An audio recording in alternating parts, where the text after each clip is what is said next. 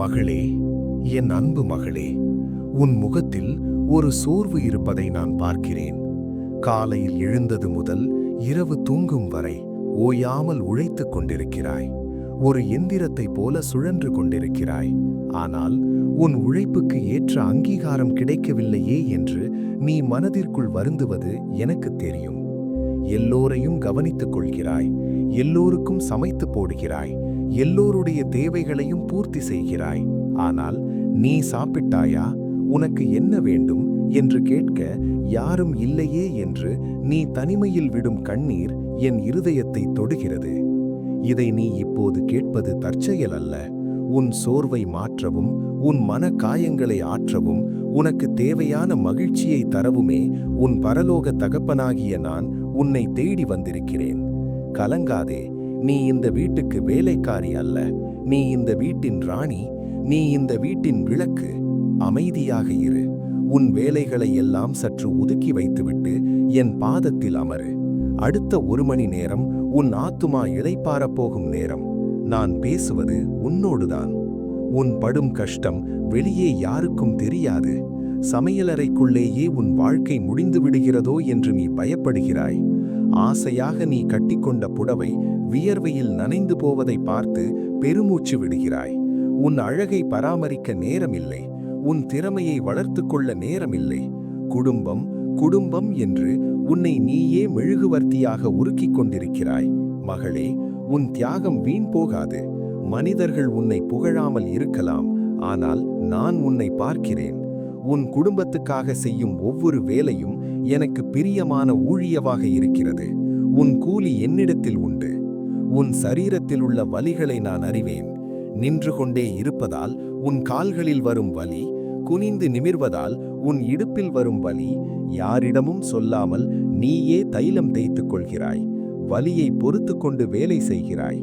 இன்று உன் சரீரத்தை நான் தொடுகிறேன். உன் நரம்புகளை தொடுகிறேன். உன் களைப்பை மாற்றுகிறேன். கழுகை போல உன் இளமை திரும்பட்டும். உன் முகத்தில் உள்ள வாட்டம் மாறட்டும். ஒரு புதிய பிரகாசம் உன் முகத்தில் வீசட்டும். எந்த நோயும் உன்னை தொட முடியாது. நீ ஆரோக்கியமாக இருந்தால்தான் இந்த குடும்பம் ஆரோக்கியமாக இருக்கும். அதனால் நான் உனக்கு பூரண சுகத்தை தருகிறேன். மகளே, உன் கணவர் உன்னை புரிந்து கொள்ளவில்லையே என்று கலங்குகிறாய். நான் ஆசையாக பேசுவதை அவர் காது கொடுத்து கேட்பதில்லையே, எப்போதும் வேலையை பற்றியே சிந்திக்கிறாரே என்று நீ ஏங்குகிறாய். சின்ன சின்ன பாராட்டுக்காக உன் மனம் தவிக்கிறது.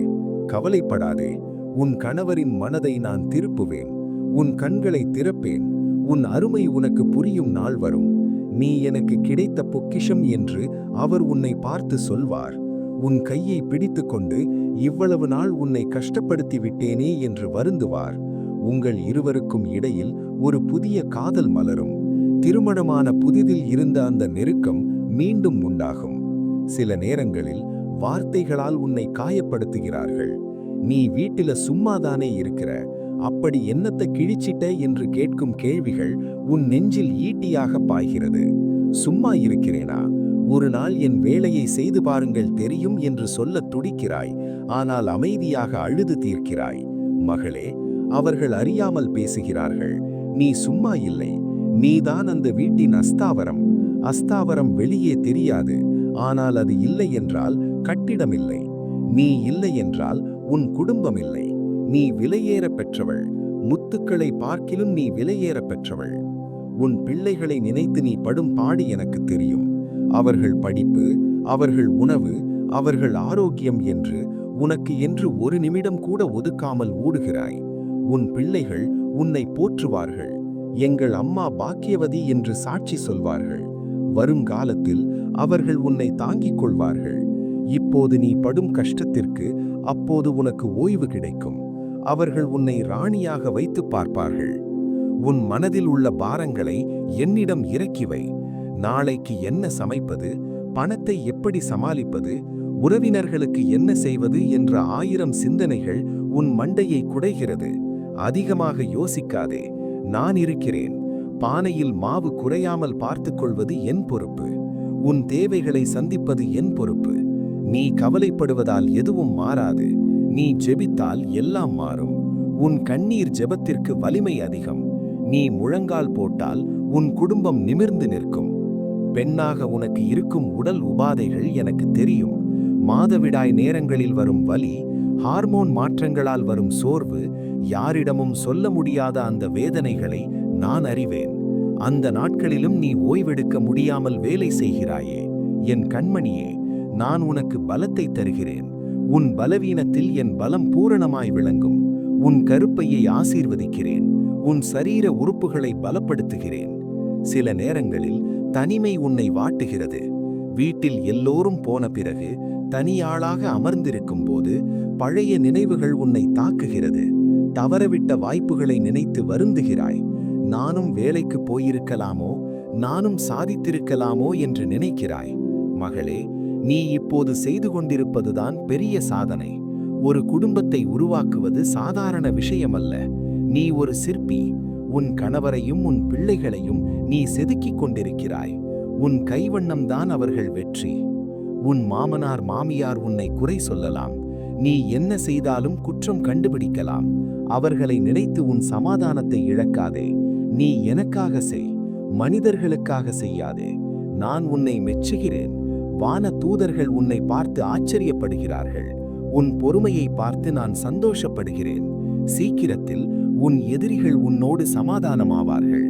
உன் மருமகள் நல்லவள் என்று அவர்கள் வாயாலேயே சொல்ல வைப்பேன். இன்று இரவு நீ படுக்கும்போது நிம்மதியாக தூங்க வேண்டும். நாளை அலாரம் அடிக்குமே, எழ வேண்டுமே என்ற பதட்டம் வேண்டாம்.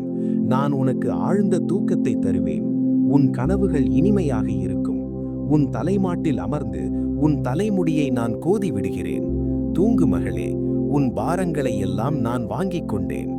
உனக்கு ஒரு நல்ல தோழி இல்லையே என்று ஏங்காதே. நான் உனக்கு தோழனாக இருக்கிறேன். உன் ரகசியங்களை என்னிடம் பேசு. உன் ஆசைகளை என்னிடம் சொல். உனக்கு விருப்பமானதை நான் நிறைவேற்றுவேன். உனக்கு ஆசைப்பட்ட புடவை, உனக்கு ஆசைப்பட்ட நகை, உனக்கு ஆசைப்பட்ட பயணம் எல்லாவற்றையும் நான் உனக்கு தருவேன். ஏனென்றால் நீ என் செல்லப்பிள்ளை. உன் முகத்தில் இனி சிரிப்பு மட்டுமே இருக்க வேண்டும். புத்திமுள்ள ஸ்திரீ தன் வீட்டை கட்டுகிறாள். நீ உன் வீட்டை கட்டிக்கொண்டிருக்கிறாய். உன் கையினால் நட்ட திராட்சை தோட்டம் பலன் தரும்.